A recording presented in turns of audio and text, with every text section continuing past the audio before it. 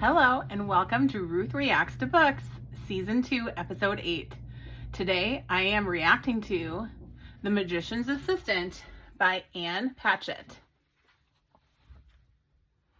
This is a book that I rescued from my mother's book collection one day when she was going to get rid of some books, and I always want to go through them and see like which books do I want to read out of here. So it's been years and years in the coming for me to read this book. And so I finally got around to reading it. So I am going to read the back of the book to you, and then I'll tell you what I thought about the book. When Parzival, a handsome and charming magician, dies suddenly, his widow Sabine, who was also his faithful assistant for 20 years, learns that the family he claimed to have lost in a tragic accident is very much alive and well. Sabine is left to unravel his secrets, and the adventure she embarks upon from sunny Los Angeles to the bitter, windswept plains of Nebraska will work its own magic on her. Sabine's extraordinary tale will capture the hearts of its readers just as Sabine is captured by her quest. So I gave this book 3.75 stars. So I liked it. But it didn't quite make the 4-star mark, and I'll tell you why in a little bit. But first, let's talk about what I liked. Let me just say, I feel like this book it had a lot of heart, but it also was a lot of heartbreak for sure, which is not necessarily bad about a book, but it definitely, was a lot of sadness for sure in this book. So I liked about the book, Sabine, the main character. She's really likable. She's very, you definitely want to love her a lot. You feel for her. Obviously, as you heard from the back of the book, she finds out that her husband had not been honest with her about his family. And so she goes to find out who they are and about his life that she didn't know about. And,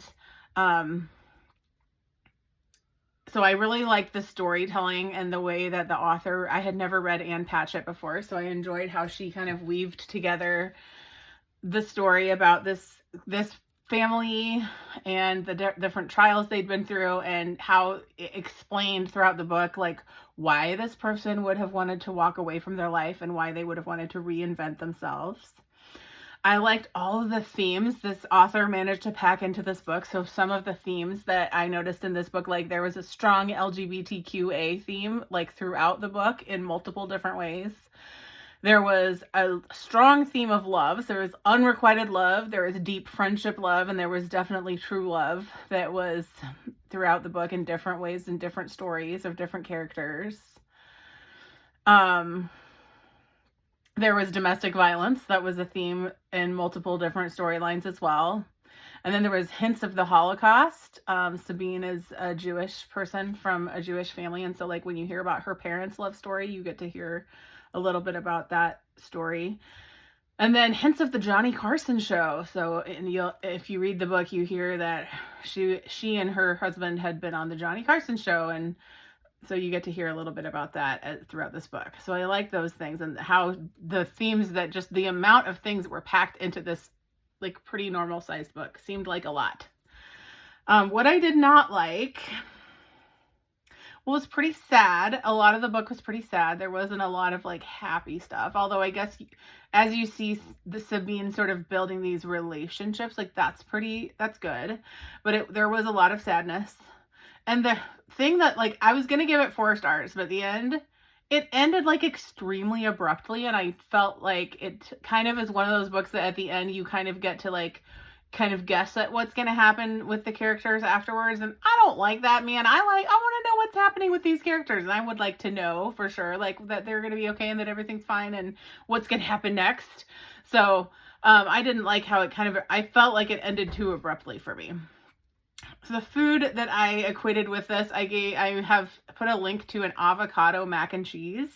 And I did that because avocados are really related to California. So in the book, Sabine comes from California, and as you heard from the back, she goes and then travels to Nebraska. So in the Midwest, we like our mac and cheese. So I thought I would mix California with the avocado with the Midwest mac and cheese and give you an avocado mac and cheese recipe. So I'd love to hear if you make that, what that's like, and if you like it or not. It looked like a great recipe.